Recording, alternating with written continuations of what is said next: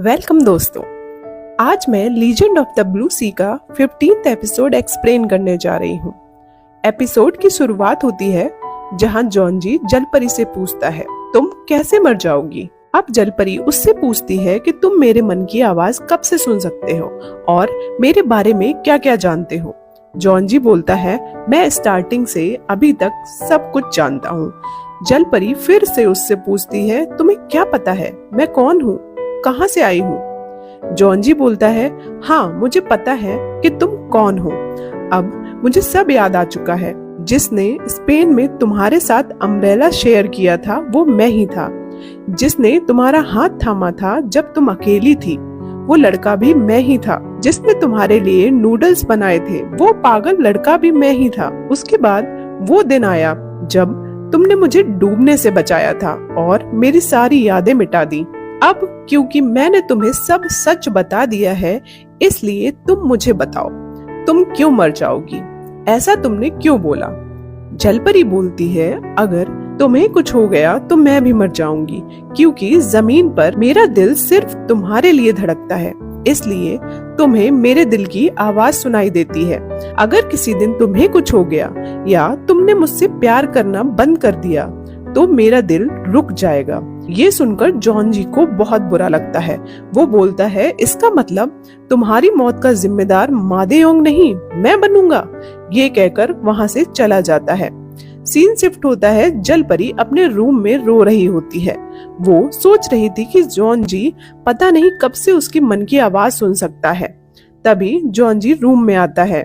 जलपरी उसके पास जाती है, फिर उसे बताती है कि आज जब तुम सब घर से बाहर गए थे तो मैं पानी में उतरी थी। तब अचानक नमदू घर वापस आ गया था और उसने मुझे पूल में मेरे असली रूप में देख लिया था।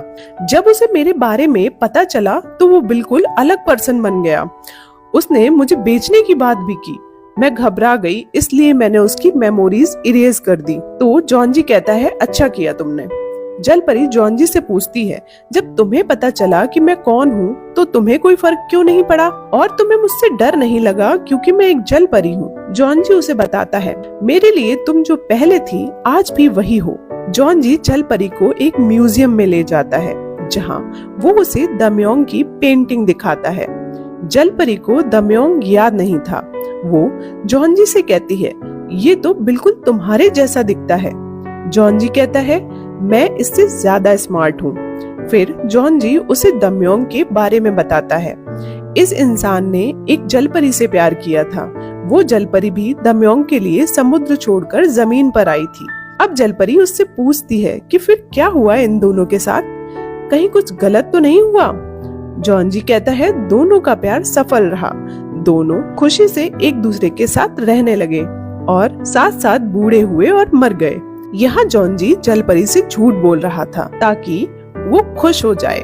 सीन शिफ्ट होता है। हमें जॉनजी की माँ को दिखाया जाता है जो मिस्टर नम की वाइफ को कॉल लगाती है क्योंकि वो ही उन्हें जॉनजी के बारे में कुछ बता सकती थी, पर उनकी बात नहीं हो पाती।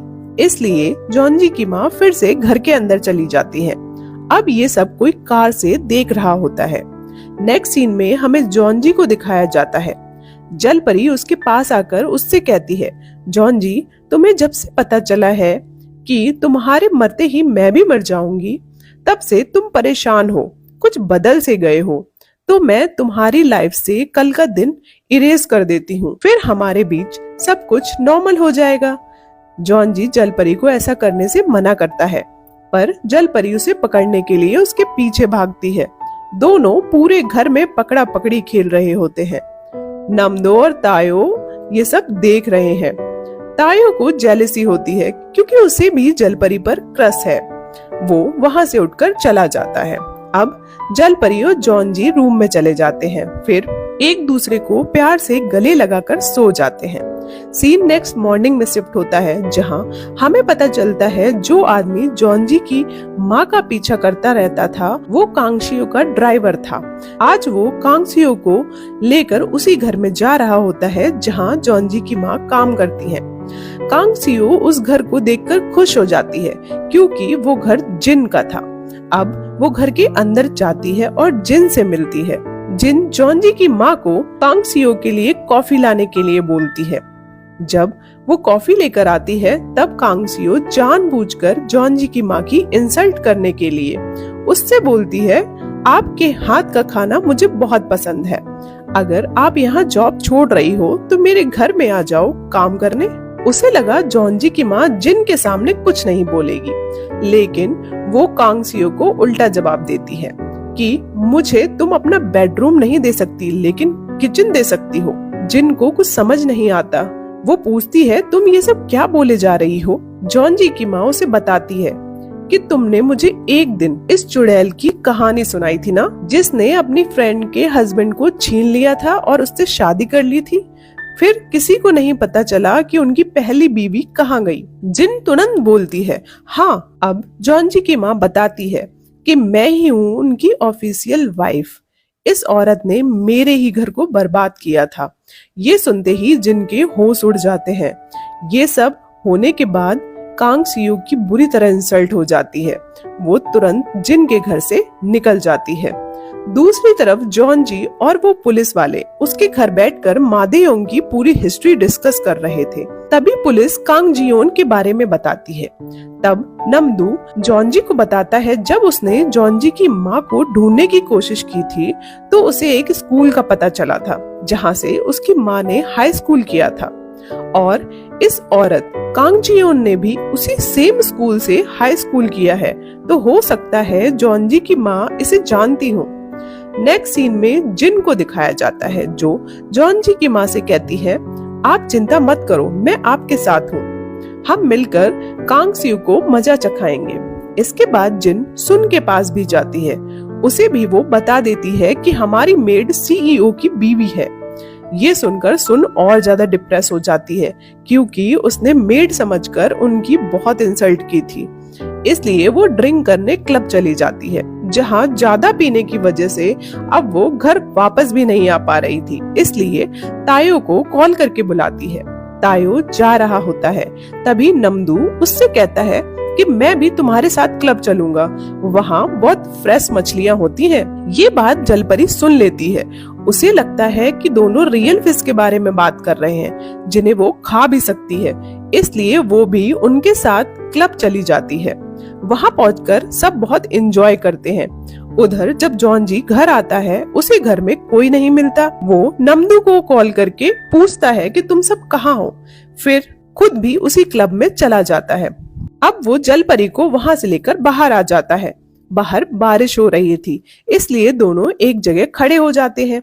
अब जलपरी जॉनजी से कहती है, बस एक यही चीज है जिसे हम साथ में एंजॉय नहीं कर सकते, क्योंकि मैं पानी में सबके सामने नहीं जा सकती। अब जॉनजी उसे वहीं रोककर एक अम्ब्रेला और लॉन्ग बूट्स लेकर आता है।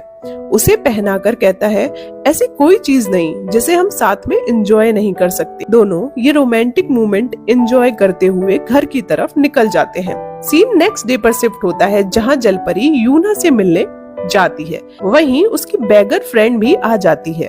अब जलपरी उन दोनों को अपने बर्थडे पर इनवाइट करती है जो वो कल मनाने वाली है। इसके बाद हमें जॉनजी की माँ को दिखाया जाता है जो मिस्टर नम की वाइफ से बात कर रही थी। वो उनसे जॉनजी के बारे में पूछती है, उसका नंबर मांगती है। मिस्टर नम की वाइफ उन्हें नंबर देने बाहर जाती है।